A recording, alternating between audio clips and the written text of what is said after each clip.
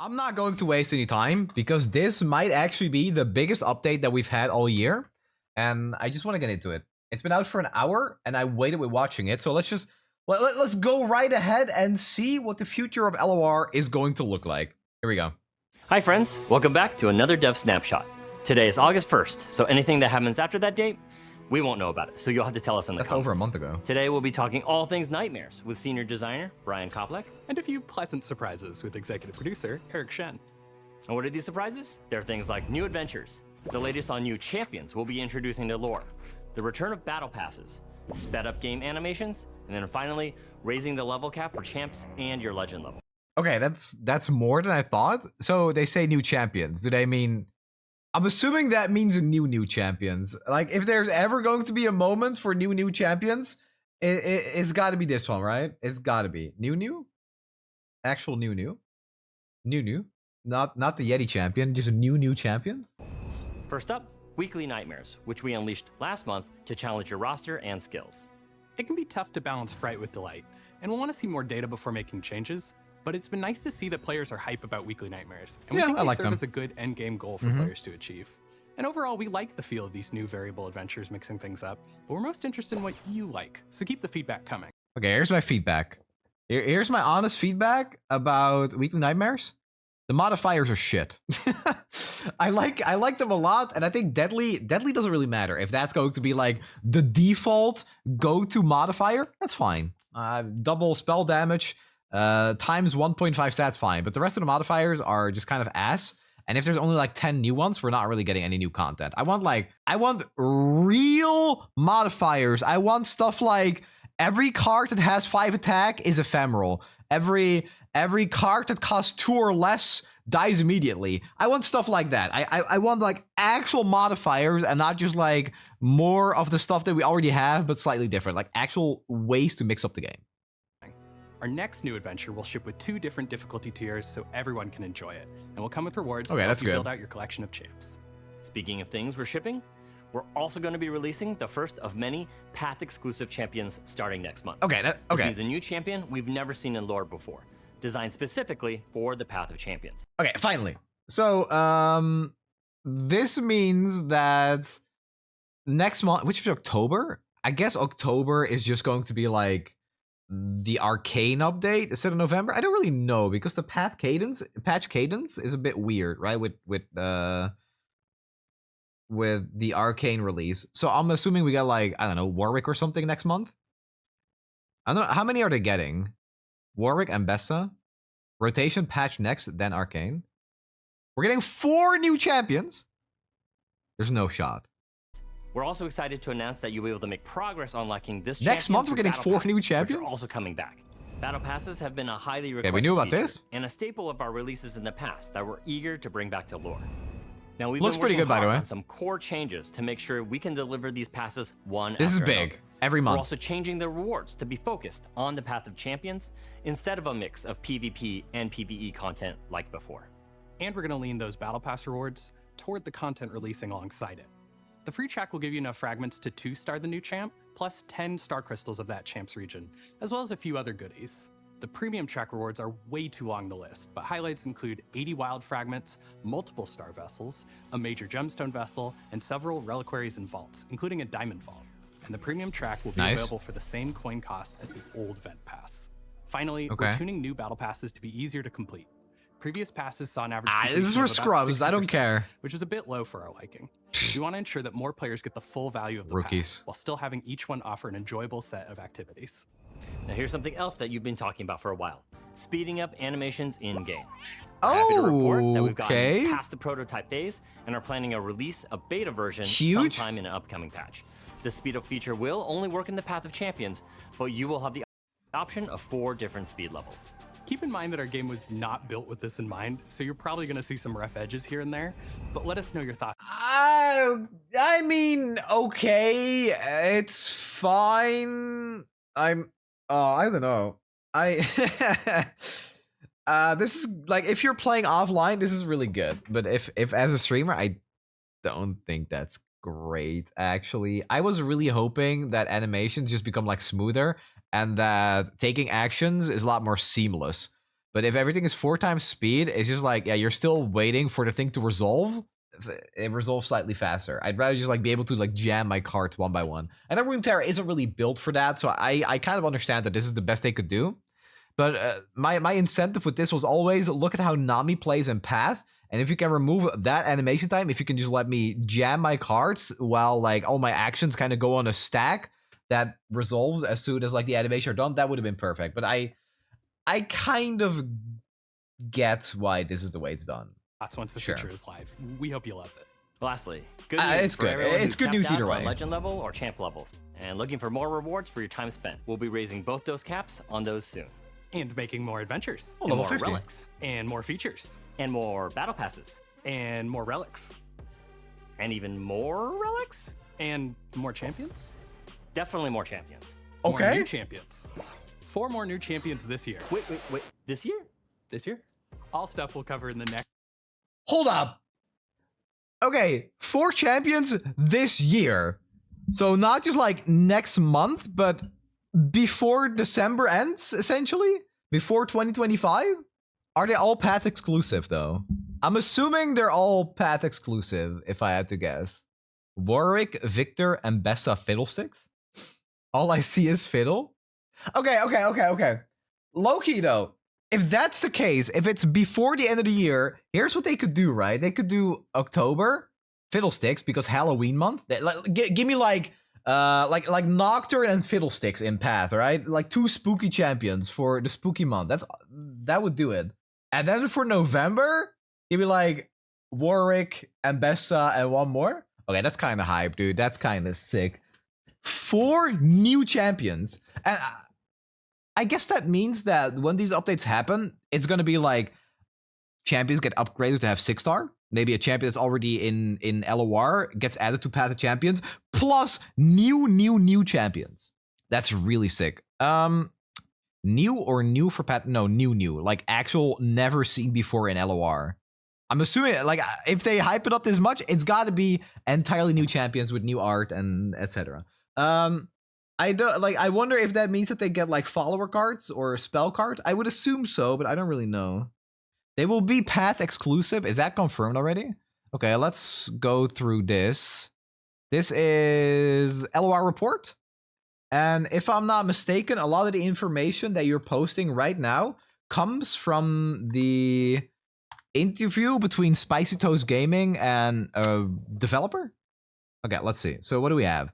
It has been confirmed that 4 new champions will be added to LOR before the end of the year. One of these champions has been confirmed to be Path of Champions exclusive. What do you think will be added in LOR 2024? One of these champions. So I guess that's wrong. It's supposed to be like all of them then, right? Oh, the patch is live. Cool.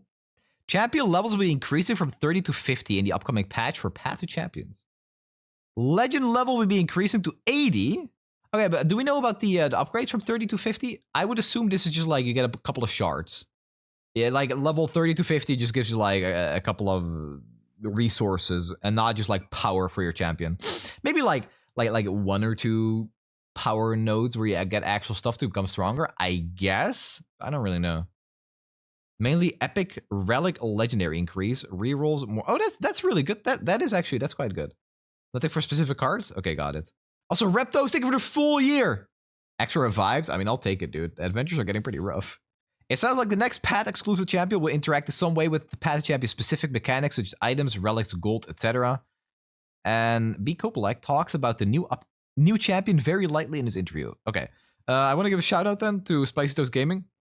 I don't want to take the wind out of Toast's sails because he's making very good content. So if y'all want in-depth information, make sure to watch that interview. So what does that mean for us? 4 new champions, new adventures. I'm assuming that's going to be like an arcane adventure or something.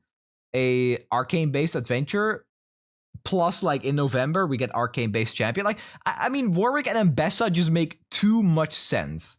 But I would really like to hear some takes on what people think the new champions are going to be, because I gotta say for certain, sometimes I think I understand Riot, and then instead of like giving us one more Neela expansion, they just end the whole journey right there instead of her fighting Fiddlesticks, and we get some like happy-go-lucky dream expansion with Lux, Vex, and Lilia. Citria champion? I was low-key thinking like a Zolani champion or something. Legion Marauder? Bro, nobody likes Legion Marauder, man. These things have no personality except like, I like fight. I fight and I like fight. That's their personality. Zolani has like actual lore. Citria has actual lore. Victor improved. I'd be here for it, dude. Victor improved. I mean, that could actually be the thing, right? With how supposedly Victor's getting a VGU too. No, there's so many angles they can go with this. Victor improved does sound really cool. But I kind of love my old Victor. So in my book, they don't really need to give me another Victor, you know? I'm already happy with the current one. He's also in standard. So it's not like I'm lacking Victor content. If you go to my YouTube, it's basically all Victor content. Eddie V2 and V3, yeah, that's especially for standard players, right? Because that's all they know anyway. There are a lot of reasons, but the biggest one is balance. Oh, why we won't be getting upcoming champions in PvP. PvP design used to take 18 months for 5 champions, with an entire initiative behind it. We got that down to 12 months for 3 champs. Now we are designing a new champ in less than 3 months with a smaller team. A huge amount of that time and bandwidth was for balance and standard. We see the worst outcomes for PvP in imbalanced formats, so we don't want to release a new champ that's not been balanced for PvP. And it takes a long time because you're not just balancing one card, you're balancing the entire format. Remember Aziralia. And we don't have the bandwidth to balance an entire format while also making our champs as fun as possible for our focus, which is Path to Champions.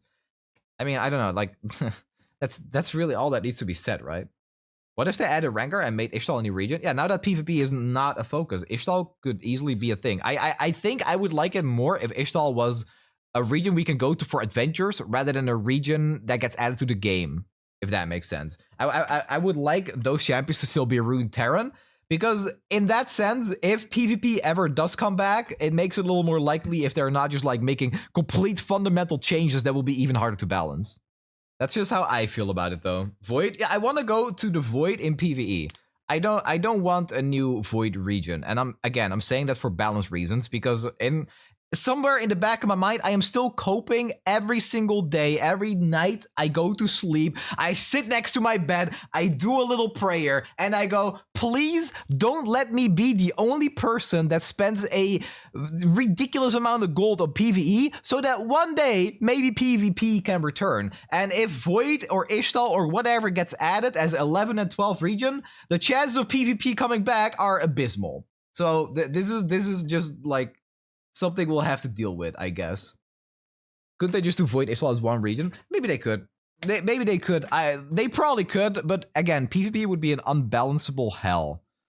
They literally made Eternal for broken cards. Elder Dragon was released for less than 6 months before it was rotated. They're not gonna release, if they ever do release new cards for PvP, do you want them to go straight Eternal? I don't think that works. And there's a 99.9% chance that by path exclusive champions, that means that they interact with the mechanics that are only in Path, like you said in one of the posts, like based on relics, based on gold, based on items, and that is the way to make PvE playable. I love PvP. I want PvP back, but this is the direction that's actually working, and it's keeping my favorite game of all time alive. I'm not gonna ask the impossible. I can hope for the impossible, but the only way that that's going to be feasible is if they actually get time to make Runeterra profitable, so they can spend money like that's left over that they don't need to spend in PvE to blow some life back into PvP. And we can see that they're already trying that with tournaments. They can be way more creative PvE champs, yeah. And this is just like really hitting me hard from playing stuff like Wild Frost, Slay the Spire, Cross Blitz, which is basically Path to Champions. It is exactly Path to Champions, but reskinned. But Cross Blitz focuses on that PvE aspect entirely, and it works so well. It is, honestly, it is Path to Champions that was set out to be Path to Champions from the very beginning, and it does it so well. It's not perfect. It's far from perfect. I think Runeterra is much more polished. I think Runeterra is ultimately the better game. But Cross Blitz has archetypes that get me really excited that we will never see in Runeterra. Could you show some Path to Champion exclusive cards to show the difference between PvP and Path to Champion? Oh, sure. Let me show you this. If you want to have this card in PvP, you're gonna have a worse time than Elder Dragon. This card is probably the most broken card in all of Path to Champions. I think even, I mean, I don't think it matters right now. What was it? Was called like Call of the Mountain card or something. I forgot. There's a 2-mana burst speed card that's like end of round, give me +1/+1, and that's like not that bad. But I think if that was a PVE, we'd see like just very heavy like Zoe central decks. Is it the path? It could be the path. I think that one is fine, probably, but it's like it's not the type of design that's very exciting, not in PvE or PvP. So right to say we want more of this for the new champions in that case? No, I don't think that's what it means. I think what that means is that we're going to see champions that interact with the mechanics that are only in PvP and that can only be balanced in PvE. For example, let's say I think Nidalee is a good example here. Nidalee gets a card through her power that lets her transform something into something that costs 1 more at every round start, right? That's something that you can only have in PvP or PvE, because in PvP that would just like be disgustingly broken. It's also much easier to balance in PvP. So what I think is going to happen is that we'll see champions that say like, every time you summon a champion, equip a random item to them or something. And that's like the most baseline thing I could think of right now. What I would also love to see, and this is something that we talked about during Cross Blitz, imagine this. Imagine we get boons for PvE that say so boons, or rather traps, let's call them traps. You shuffle them into the enemy deck, and when they're drawn, they say add a copy of a card to your opponent's deck to your hand, and they keep items or something. So it's like, it's not flash bombs, it's not puff caps, it's, I don't know, sticky fingers from Graves or something, right? He steals cards from the enemy deck, and they're traps, so you don't have to play cards to get those cards. It's more like an actual like engine, and I think that's really exciting.